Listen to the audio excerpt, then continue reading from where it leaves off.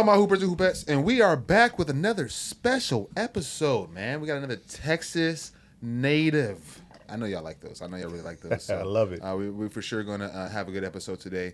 All the way to the left of me, all the way to the left of me, I got my guy Addison. How you doing, Addison? I'm doing great, man. Ready to get rolling. I am happy to have you back, man. It's been Yeah, I've had it to does record feel a like couple it's days. been a while. I'm trying to say, bro. I feel like I haven't seen you in a minute, so this is cool to see you back in your original seat, man. It's always good having you there. Because I moved from Mississippi when I was 4, and then I moved to Cali when I was 4. So I basically claim California for the most part because I ain't got no accent, I ain't got nothing. You would never be able to tell. Exactly. No, I wouldn't have got that. I wouldn't have got that at all. That's dope, man. That's dope. So when we pick up a basketball? We picked up a basketball really late. Like I was when I for real started playing basketball, I was about in 7th grade. 7th grade late. Going to 8th grade. That is late. That is definitely late. 7th grade and 8th grade, I played like my first organized basketball. Like, I didn't do any AAU before that. So like just the friends were playing on the blacktop and they were like, basketball tryouts. Well, by then I was like playing because 6th grade you can't really play on the team for real unless it's AAU. Yeah. But you can't play for the school. So I didn't know about AAU. My moms didn't really know about AAU. I was the only one that really did like sports in the fam. So there was no like, oh, let's go to AAU practice or whatever. So I was playing around on the blacktop during school in 6th grade. Then 7th grade, I was like, all right, I'm trying to make the team. Make the B team. Obviously, first time playing. Funny story about that. When I was in elementary school, I was a tetherball king in elementary. Stop playing with your boy. I was a tetherball king in elementary. No basketball. Hey, hold on. I ain't want to mess up the mic. Come on, bro. Bro. Tetherball king out here, no basketball. So they came to get me from the blacktop. Like, yo, come play basketball. I told them, I don't play basketball. I don't know how to play basketball. They're like, man, quit playing. You lying. I was like, nah, all right. So I got up there, and it was literally like a movie. Like, they passing me the ball. I don't know what I'm doing. They tell me to shoot it. I shoot it. It's like flinging all over the place. They was like, yeah, man. Were you a go bigger back. kid at that point? Yeah, I was the big kid, which makes it, like I said, it makes it still funny because it's like, this is literally 5th grade when I first, when this happened, I was in 5th grade. I remember it vividly. I was in 5th grade. They came to get me from playing tetherball. They was like, yo, come on. We need one. Come on. Like, what you doing down here? You too big for that. They came to get me. I don't know. I didn't start keeping up with heights until like 6th, 7th grade. Like I said, I didn't play basketball. So, even in the basketball world. In the basketball world, people like, yo, how tall are you? Like, now it's like, yo, how tall are you? I'm 6'9". You get measured basketball. You keep up with height in basketball. It's a big thing. But then, 5th grade, motherfuckers don't give they don't care. So I don't know how tall. I didn't keep up with tall. I was probably... Well, like 7th grade, I was like 6'4". Damn. So 5th grade, I'm saying like 6'2", 6'3". Yeah. Damn. If your friends didn't invite you to come, coaches were gonna find you. So they're like, oh no, he gonna kill y'all. Come on, let's go. I got out there. They was like, oh nah, yeah, go ahead, go back over there to the playground, man. So yeah, they kicked me off. So, but yeah, 7th grade. Moral of the story. 7th grade is when I really started playing basketball for real. Oh. I made the B team. I ain't know nothing about. At this point, I'm still learning, just learning basketball. Coach tell me to go sub in. I just run straight off the bench on the court. I don't go to the table. I'm just running in. I didn't have no basketball shoes. My very first practice, I was hooping in Tim's. I was all over the place, man. I was all over the place. My very first practice. Matter of fact, it wasn't even Tim's. I remember it was Lugs.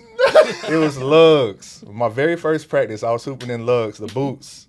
I didn't have no basketball shoes on. Bro, come on, bro. Look, hey, real quick. this is for real. I'm thinking, oh, okay, we get to go home after school. We come back for practice. Time wasn't a concept for me because thinking about it, that makes no sense. You have no time to do anything now.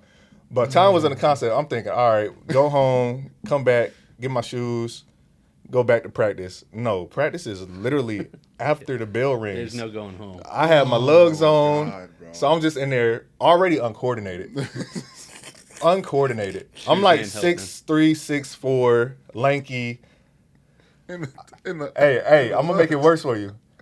Look, I wear glasses. At the time, there were no contacts at the time, so I was wearing glasses. Not goggles. Glasses. You know the little strap that you have on for the reading glasses. Yeah. I had on my strap. I put my strap tight on the glasses, and I was rocking, bro. I promise I'm gonna find a picture when I leave here. Oh, At the end of this, I'm gonna find a God, picture. bro. I'm gonna show you a picture. Yeah, I didn't have on that. I goggles. gotta see that. I did not have on goggles. I had That on is literal hilarious. glasses and just like That is the funniest tied shit. him in the back. Because you're like a real shot blocker. Like you're a real Bro, like matter of fact, shot you seen block that in your movie career. Rebound? I think it was Yeah. like Martin Lawrence. They had the Yeah. big kid, and everybody was like all afraid of him until they like ran up on him and attacked him. He just fell over. That's probably the closest thing to me. Everybody, like all the other teams, was like, "Oh man, they got this 6'5" kid over here. Man, he gonna be killing my everything." God. I wasn't doing nothing. I wasn't doing nothing. Yo, Not a thing. that's great. I love every bit of that. Especially the tetherball part because I was a tetherball champ. and the fact that you were a shot blocker too. I was like there must be Yeah. some correlation There there. definitely is. Nah, The spiking there- of the ball. Yeah. No, that's probably the only thing is like spike There's a the little ball. hand-eye Timing and my coordination. hand-eye Yeah, so coordination. You got. Yeah. It's something had to carry it over, but Oh yeah, man, they I need didn't to touch make the it, ball they need to bring till it late. back. I need tetherball to come back. It needs to be a real sport. It needs to be televised. Hey, Paid on- for a put it sport. on the If they Ocho. can make pickleball as big I'm as trying it's to say, gotten, put it on the why Ocho. Get tetherball Preach, on it.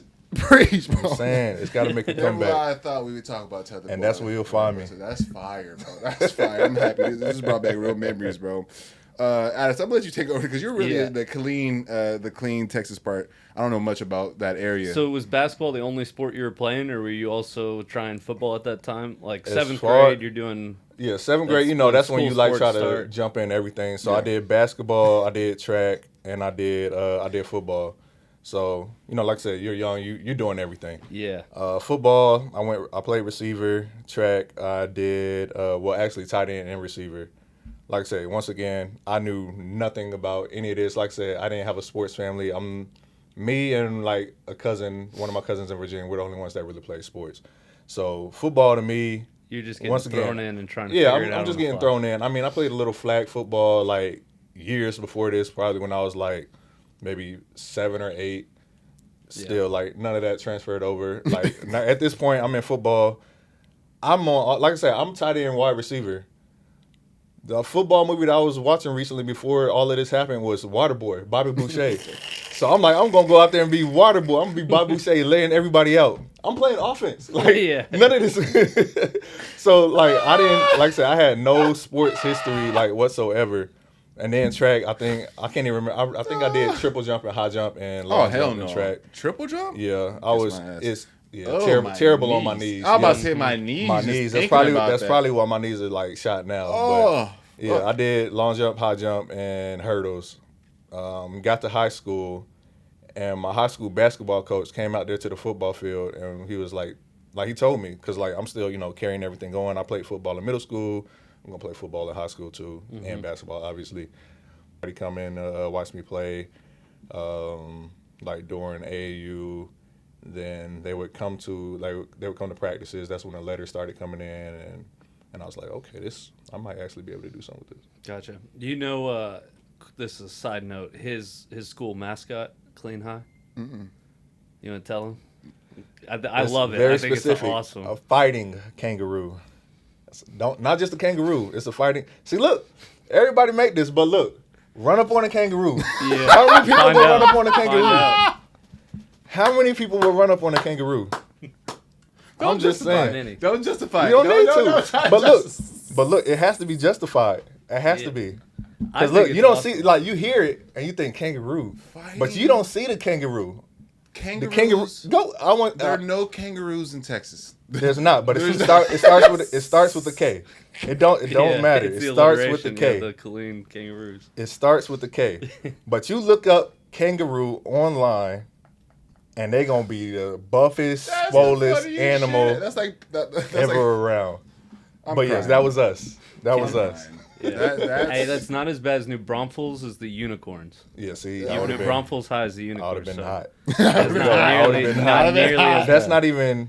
I mean, Yeah. Colleen, Kangaroo's you kinda hear cool. kangaroo, And it's you- like you got to say it together, like Colleen kangaroo. you gotta Okay. say, you gotta say the kangaroos. Colleen, is- Colleen kangaroo, but right now, 90 pounds.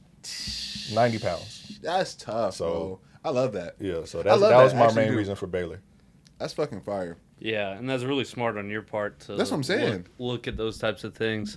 And like just looking at the years you were at Baylor, I think it was a huge point, obviously, in Baylor's trajectory as a program. Right. We were talking about this when Perry was on, and I was like telling Tone, like, you don't realize what Baylor was like even 4 or 5 years before you went there. I mean, they were, like what Scott Drew inherited was one of the worst situations anybody's ever inherited. He turned that program completely around.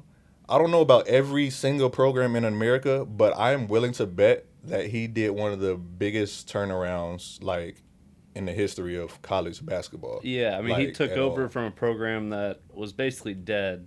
Literally, and won a national championship in 16 years. Probably did like the biggest turnaround.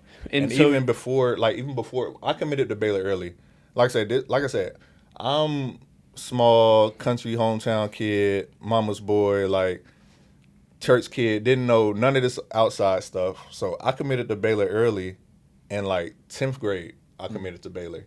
And back then, like you were saying, it's like Baylor wasn't what it is now. And like while I was there. So I'm committing to Baylor and everybody's like, why Baylor? Like, what are you doing? Well, why Baylor? But at the same time, I mean, I was fine with choosing Baylor. But at the same time, I didn't take any visits. Like I said, me and John, we were close. And there was a tournament, no, it was a camp at Texas A&M. And camps at UT, so we took like unofficial since we were already there. They showed us around a little bit, but I never had any real like official visits. I never went to any official visits. And at this point, I'm not thinking about it. Like, no, I like Baylor. I want to go to Baylor. Yeah. But then I started hearing stories about trips, and I'm like, this is what I missed out on. And then I watched, and then I think at some point in there, I watched He Got Game. I'm like, I'm missing out on a lot. So I remember I went to tell my mom. She wasn't happy. I was like, I just want to decommit just to take some trips. She did not like it. At the time, she didn't like it. So I tried to like use another way. I had like a girlfriend in college who was going to Texas A&M, I think. So I was like, but I just want to. All right, well. I just want to see what A&M is like. She's going to be at A&M. I just want to see what it's like, whatever. She didn't go for that either. So I still went to Coach Drew. I went to Coach Drew. I was like, yo, Coach, I promise you, I still want to go to Baylor. I just want to take trips. I just want to go on the trips. So I want to decommit. One thing Coach Drew could do, Coach Drew had a mouthpiece. Like, he can talk. He is a great salesman. So I remember calling him, and I remember he was like, This whole process is just like dating. If you got a girlfriend and you tell her you want to take a break just so you could talk to other people and then try to come back when everything's good, they might not be there. Now at the time I'm like, I probably still could have got my scholarship. Right. But at the time, like I said, I didn't know kid. like me, my mom's like nobody knew nothing about this whole college basketball thing and like how any of this worked. So I'm like, you know what, Coach, fine, you're right. I'm staying here at Baylor. But I say all that to say, like, at the time when I committed, like, nobody had Baylor anywhere on the rankings. It was like, if you lived in Texas, it was like, hey, you going to A&M or UT? Like, Baylor was nowhere in the equation. So he did an amazing job. Coming from California, well, and also might be like a timing thing. By the time I got to high school and college, Baylor was pretty well known. Like, I knew about Baylor by the time I got to... And this is 2014, 2015. Yeah. So I'm already knowing about Baylor at that time. It's already pretty prominent. I didn't know enough to know that it was a point guard. He was really a point guard. I wouldn't even know how to guess. It might have been 230. Yeah. Shout out to my guy Jays. I love you, gang. I was getting it done. Still getting it done. It's impossible to guard as a point guard. That's just. I think that's just I was light. Let's talk about some of the guys you were playing with while in Baylor, because like we said, this is around the time Baylor you got put on the map. Just from a Biggs perspective, this is what I got.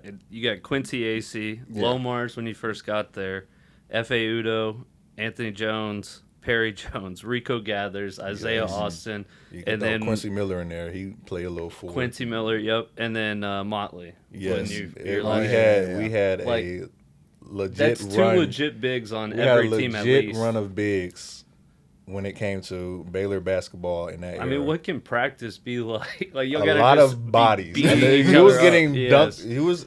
People were getting dunked on every day. Yeah. Because y'all all know there's only so many minutes in a game. Exactly. Like, people were getting dunked on every day, but it did help us. Like, as shot blockers, it's like, all right, we know how to block shots now. Like, we know how to somebody going up for a dunk. Not scared to get dunked on. No. Well, for me personally, my whole thing was I was never scared to get dunked on. Now, how I got dunked on, that's a whole nother story. Like, if you like, boom, and like shaking the rim, crowd going crazy. That's embarrassing.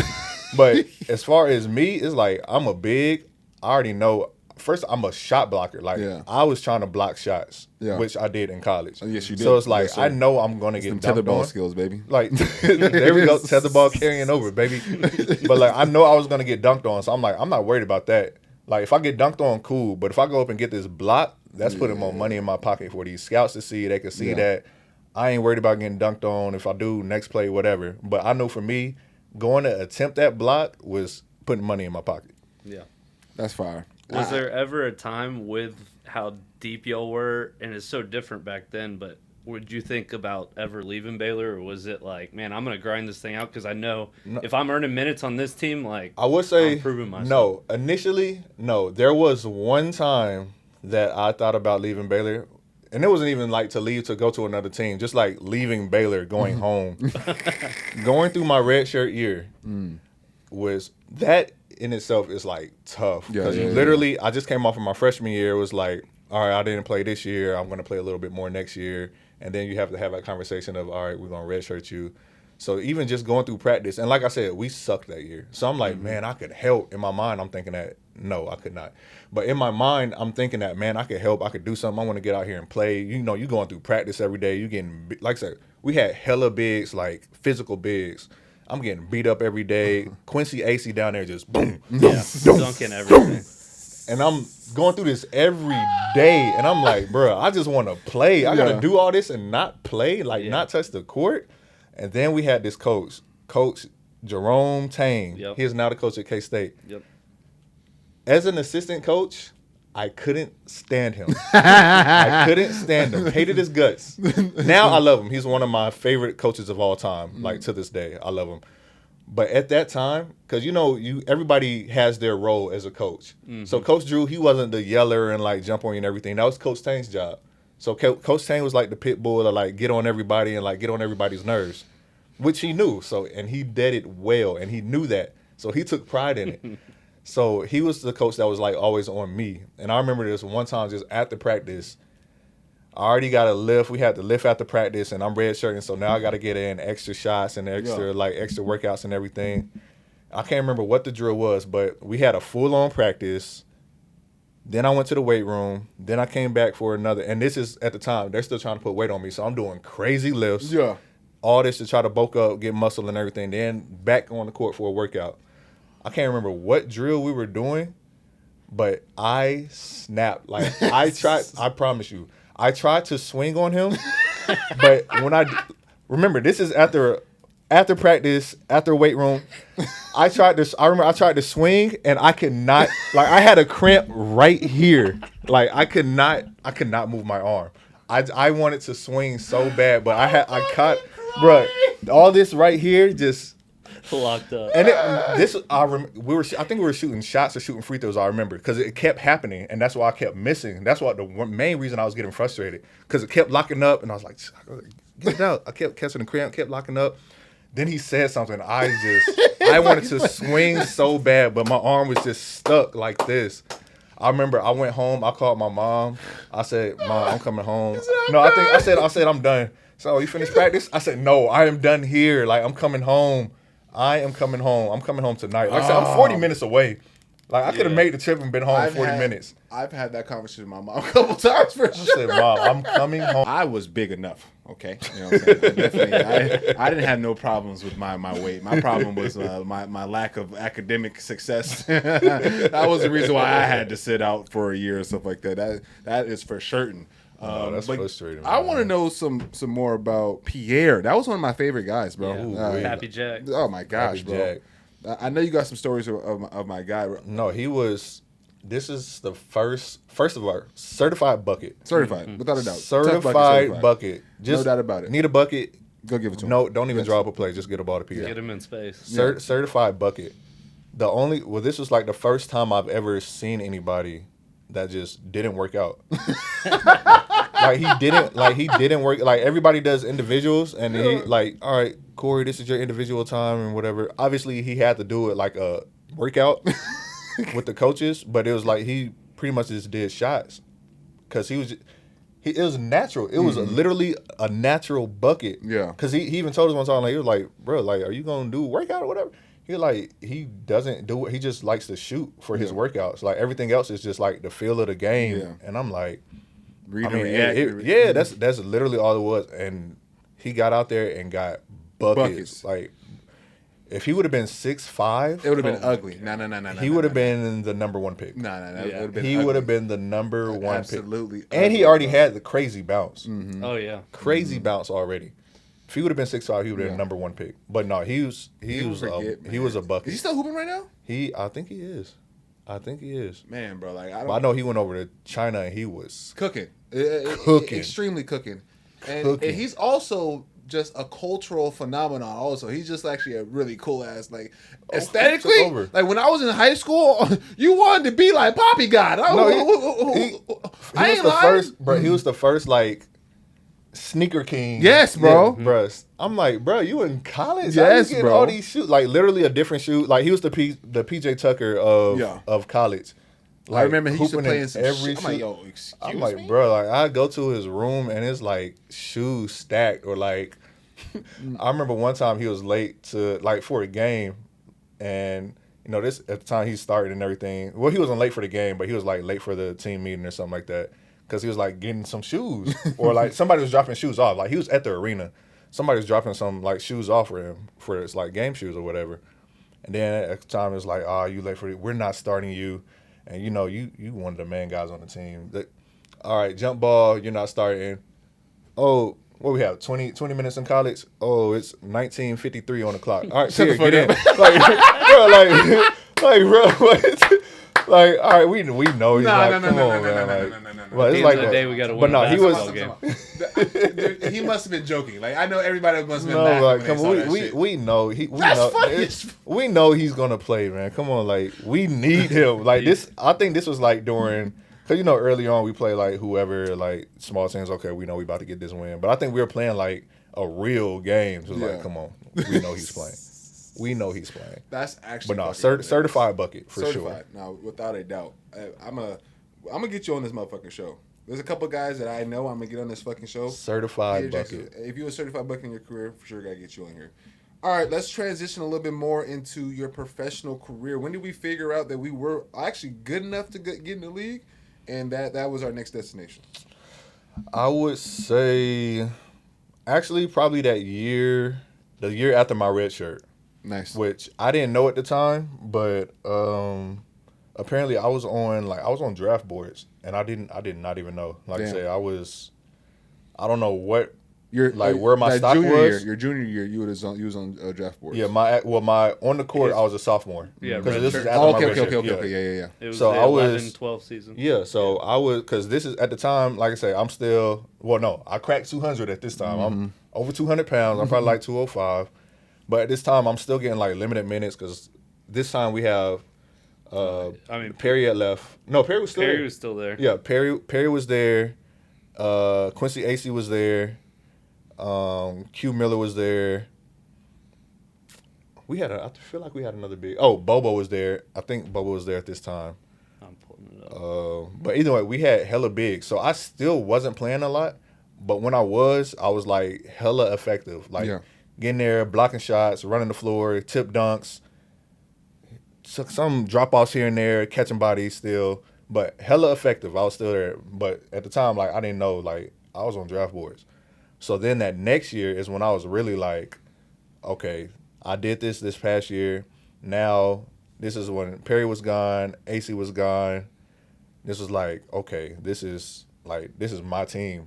And at the time, it was my team because I think this was Isaiah's first year. Yeah. Right. So this is like my team now, and I was like, all right, let's do this. I'm trying to get drafted. Like, I'm trying to put in all this work to get drafted.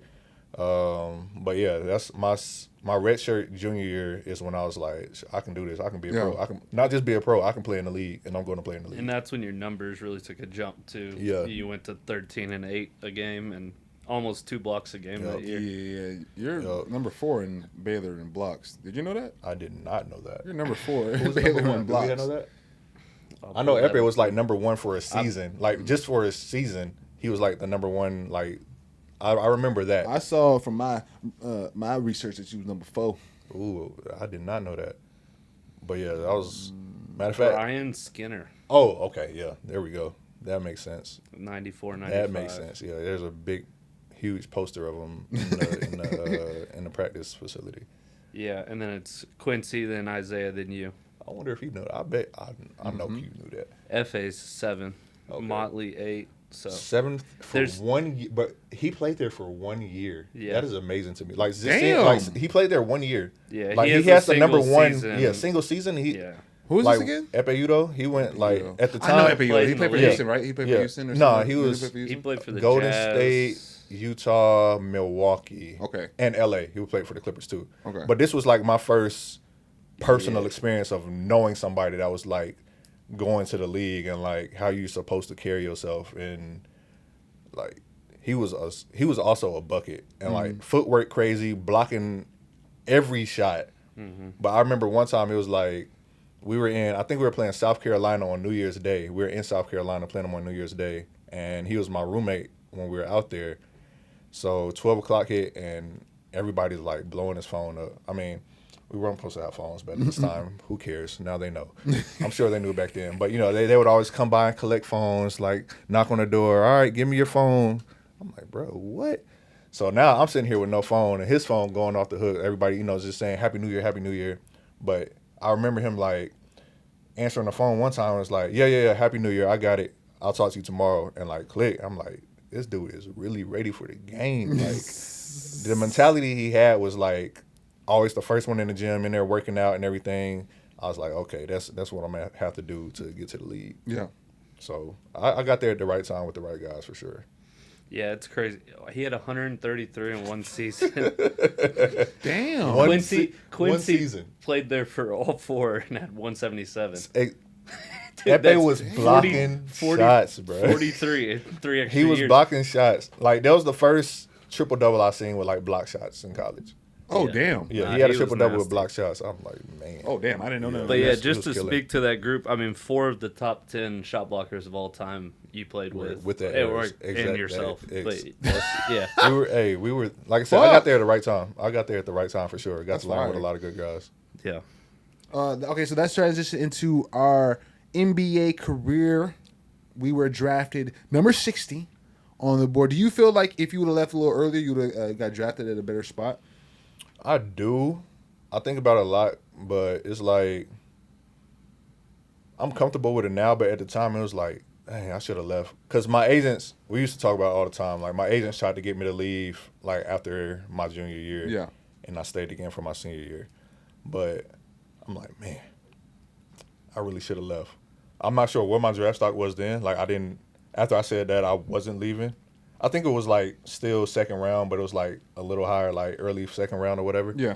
But obviously I stayed and everything.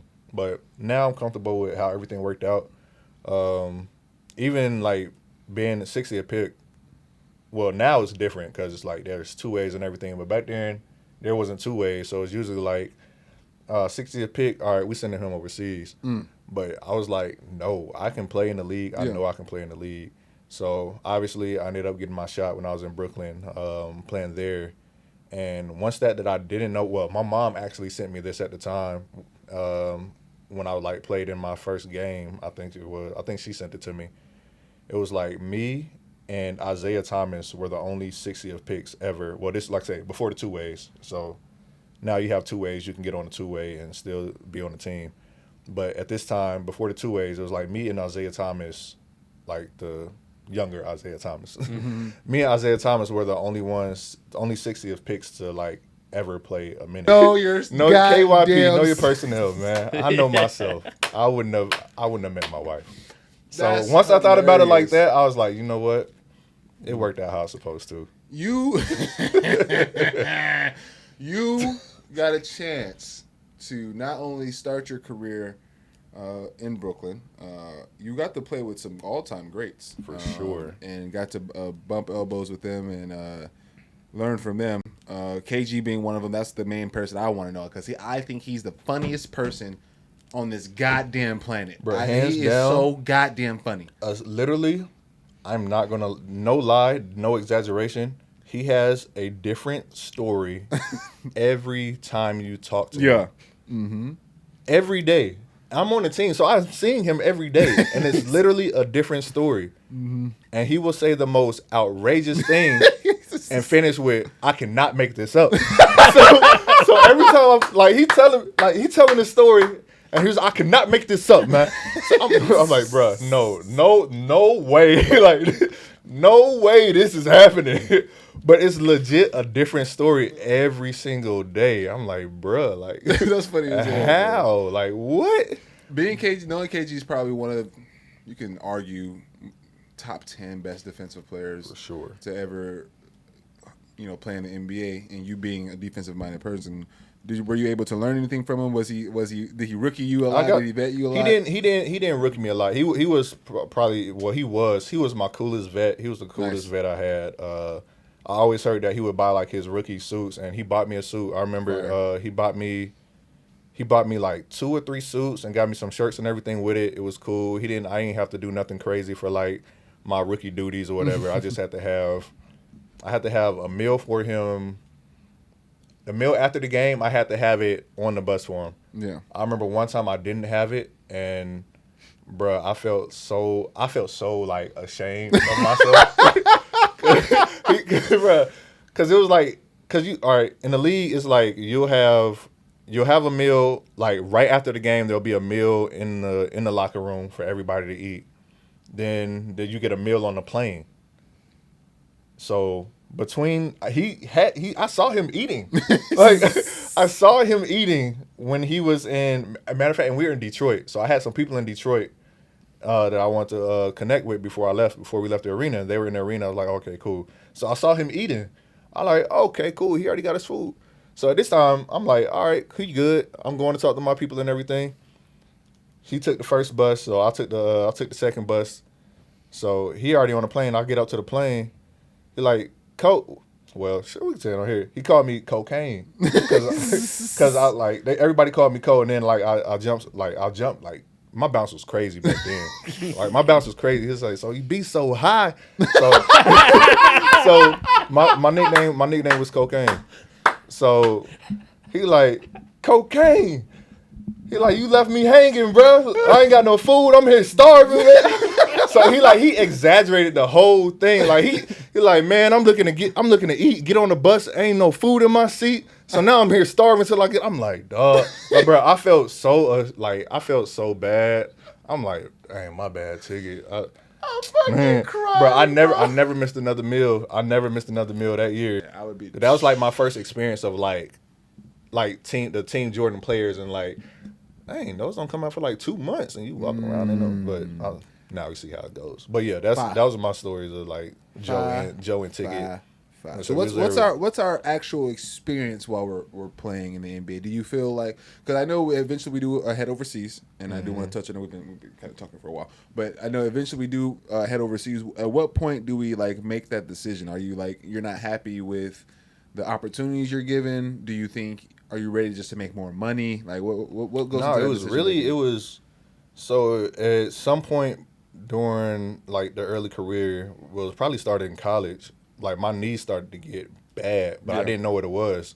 At the time, like I wasn't wearing my insoles, and I didn't know. Like I had flat feet, so like I had no arch in my foot. So my feet were like this, like just turned in. So my knees were like, I already got knocked knees, so my knees were even like looked like an X. So that like messed up my knees, and I was like losing my bounce and everything. At the time, I didn't know what's going on. It was just like pain. I'm like, damn, like what's going on? Yeah. So I wasn't as bouncy. So that, that was like my thing in the league, like being bouncy, being explosive, like tip dunks, block shots. So I wasn't able to do that as much. So that's kind of been like, all right, you kind of losing your spot. And eventually I did. Went to the G League for a bit, tried to get my spot back. Crazy story about that. I'm playing with the Austin Spurs, San Antonio's D League team. Well, G League. It was D League back then. San Antonio's D League team, and I'm about to get a call up. They're about to call me up, and Pau Gasol, I think, broke his thumb in warm-ups.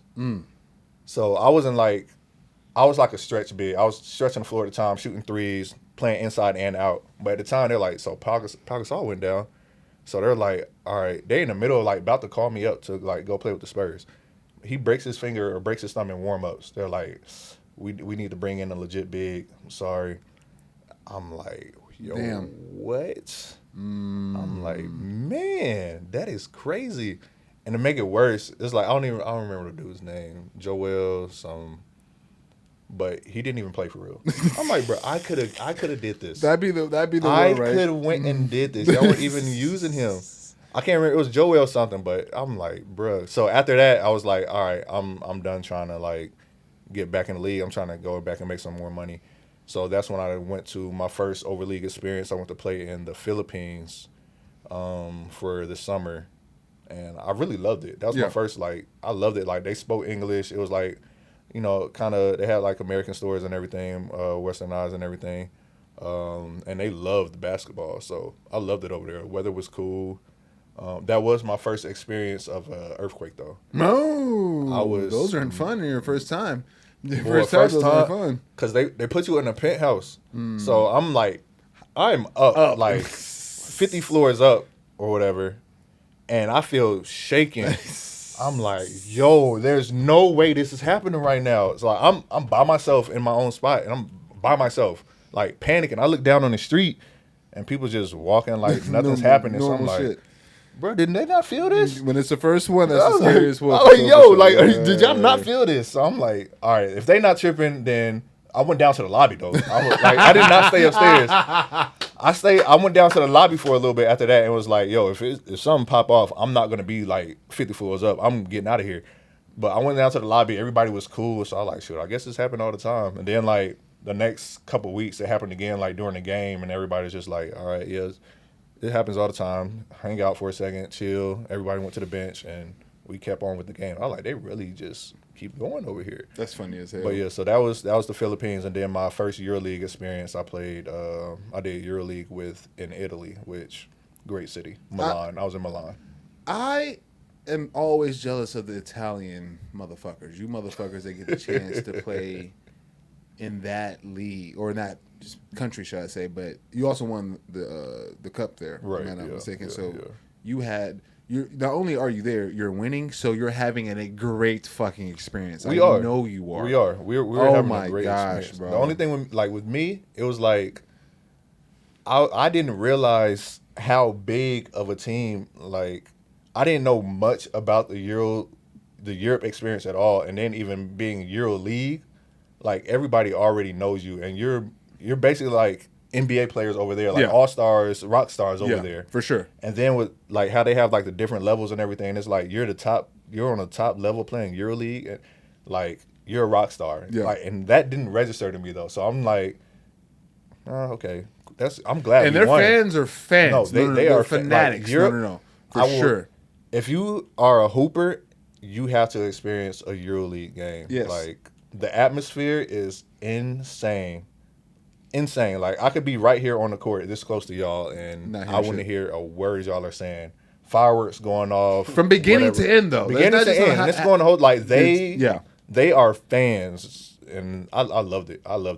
I always tell people that. I always tell the guys who are just like NBA or die type of individuals and shit like that. I'm like, yo, bro, I'm not gonna lie to you. You'll get paid all the money in the world if you get to the league, and I know that's probably one of your biggest things.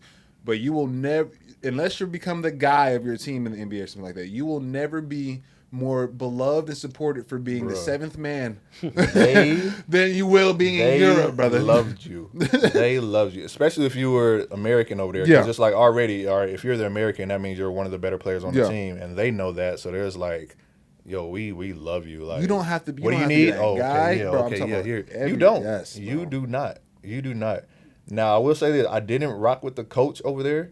Yeah, it's usually how it go. It's like, a lot of the time. Bro, because I wasn't I started to realize like I would not play in the fourth quarter. Ooh yeah. I'm like, Ooh yeah. what? It doesn't matter. I literally had 21 time, and fourth quarter came around and it was like, and your bench. defensive guy too. Yes, I'm like, what is going on? Yeah. So then, I talked to my agent. We finally talked to the coach, and he's like, yeah, we know it's your first time in Europe, so we want you to get the experience first. I'm like, bro, I'm playing 3 quarters prior to this. Like, what are you saying? Yeah. And then I found out later that it really wasn't me. It was him. Like, even the city, I guess he used to be the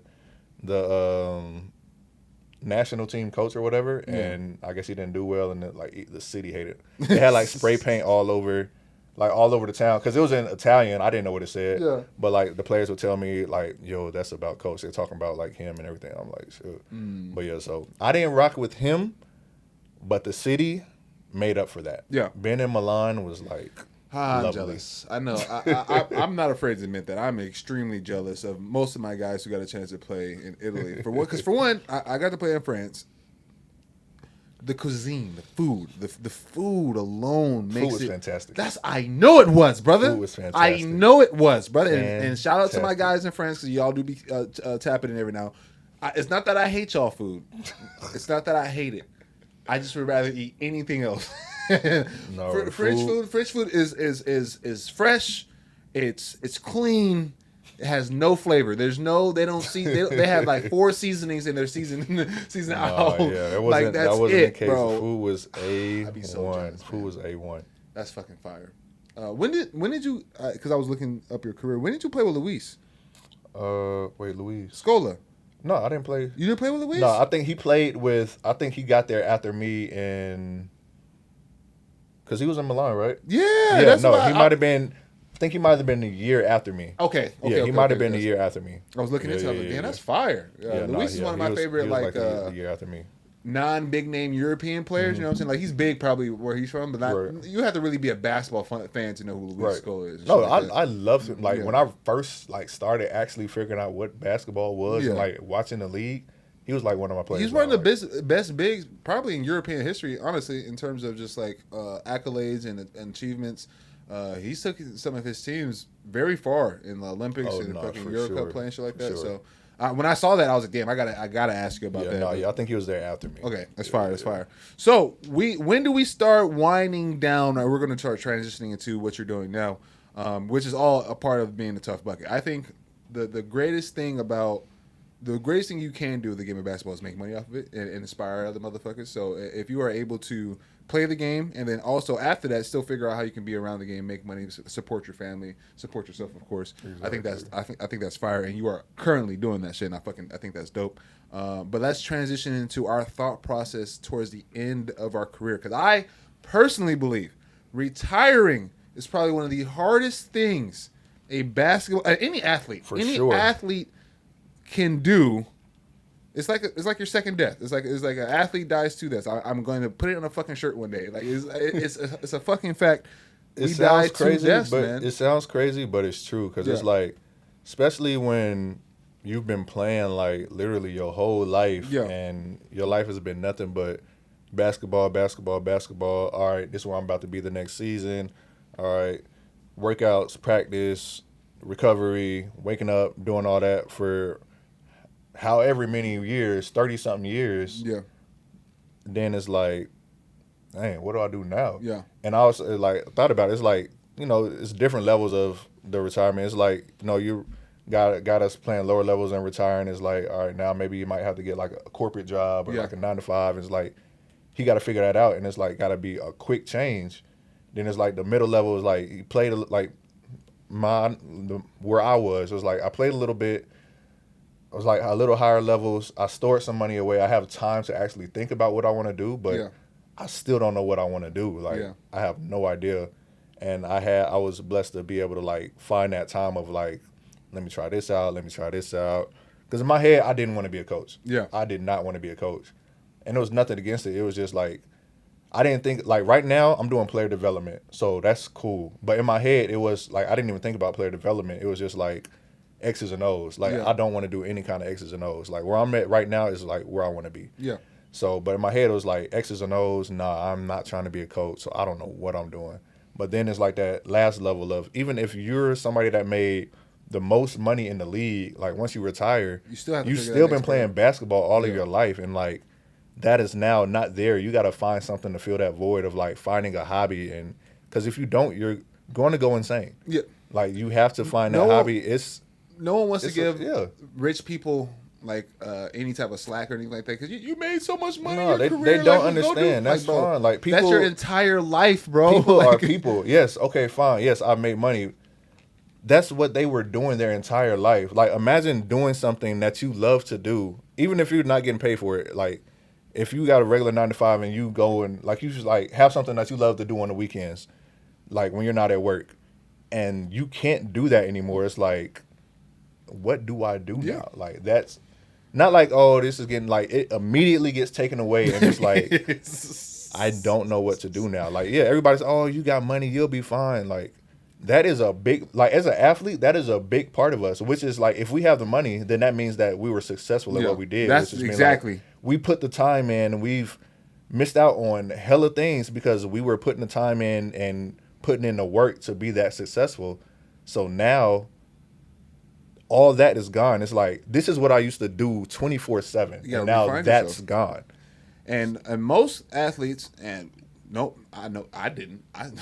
We don't think about the second half of that, and that's the most part of your life, honestly. For sure. Once that ball stops building, that's the rest of your life. You got like another 40 years easily, another 40 and years. That's with you eating bad and shit, right?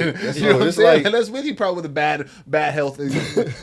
God forbid you keep up with your body and shit like that. You gonna live for a long time and not knowing how you can continue to add value. Like, that's really what it is, right? Like, as athletes, we want to continue to be appreciated. Like, it's more than just living a life and just being out there and shit like that. But God damn it, like, fuck, you don't get the same feeling you do after hitting a game winner or fucking locked up somebody or something like that. There's no equivalent of feeling that shit. That can't be replicated. Like, and that's another good conversation.